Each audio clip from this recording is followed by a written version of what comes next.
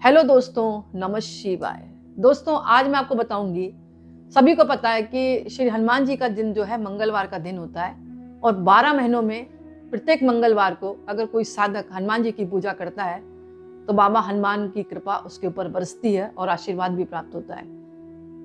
तो इन 12 महीनों में भी एक खास महीना आता है, ज्येष्ठ का महीना, जो और भी खास है हनुमान जी की पूजा के लिए, क्योंकि ज्येष्ठ के महीने में जो भी मंगलवार पड़ते हैं, 5 मंगलवार पड़ते हैं या 4 पड़ते हैं, वो सब बड़े मंगलवार यानी बुढ़वा मंगलवार के नाम से जाने जाते हैं। तो कोई भी साधक अगर ये बुढ़वा मंगलवार यानी बड़े मंगलवार पर हनुमान जी की पूजा करता है, व्रत रखता है, विधि विधान से उनकी पूजा करता है, यानी कि चमेली का तेल और सिंदूर का लेपन करवाता है, उनको चोला चढ़वाता है, चमेली के तेल का दिया जलाता है, बूंदी के लड्डू का भोग लगाता है, गुलाब के फूलों की माला पहनाता है और लाल लंगोटा हनुमान जी को वस्त्र के रूप में पहनवाता है मंदिर में जाकर, तो अनंत गुना फल बाबा का आशीर्वाद के रूप में मिलता है।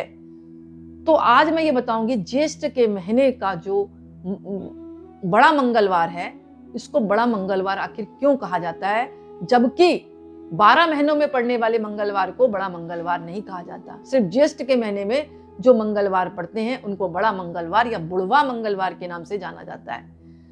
तो ये क्यों कहा जाता है? पौराणिक कथा के अनुसार जब भगवान राम माता सीता की खोज में वन वन भटक रहे थे, तब उनकी मुलाकात हनुमान जी से हुई थी।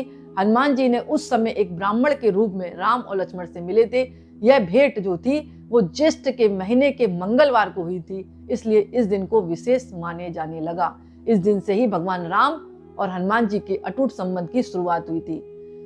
एक मान्यता तो ये है। दूसरी मान्यता ये भी है कि हनुमान जी एक बार विश्राम कर रहे थे, उनकी पूंछ रास्ते में लंबी सी फैली हुई थी। उसी रास्ते में पांडवों में सबसे बलशाली भीम गुजर रहे थे।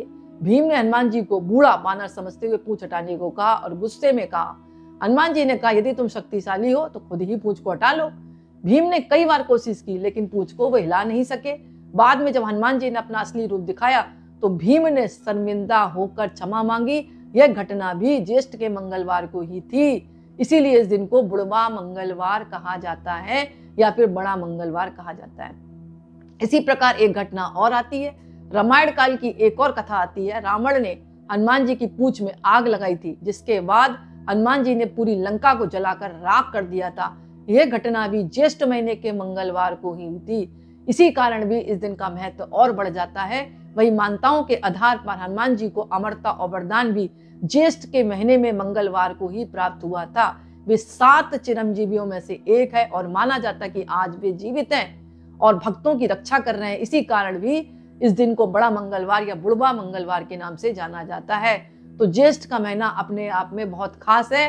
हनुमान जी की पूजा आप जरूर करें। 12 महीने में करते हैं वो अलग बात है, लेकिन ज्येष्ठ के महीने में, जिसको कहते हैं जून वाला महीना, उसमें हनुमान जी की पूजा आप अवश्य करें। जितने भी मंगलवार पड़े, 4 पड़े या 5 पड़े, विधिवत उनकी पूजा करें, मंदिर जाएं, पान का बीड़ा चढ़ाएं, लाल लंगोटा उनको पहनवाएं, बूंदी के लड्डुओं का भोग लगाएं और चमेली का तेल और आपका सिंदूर का चोला चढ़वाएं। मंदिर में आप झंडा भी लगा सकते हैं। एक खास बात यह है कि हनुमान जी की पूजा आप कर रहे हैं तो श्री राम का ध्यान जरूर करें। अगर आपने श्री राम का ध्यान नहीं किया तो हनुमान जी का आशीर्वाद आपको पूर्ण रूप से प्राप्त नहीं होगा।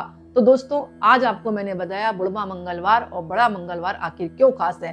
तो मुझे आशा है कि आपको मेरा वीडियो पसंद आया होगा। पसंद आए तो लाइक करें, कमेंट में नमः शिवाय जरूर लिखें। बहुत बहुत धन्यवाद।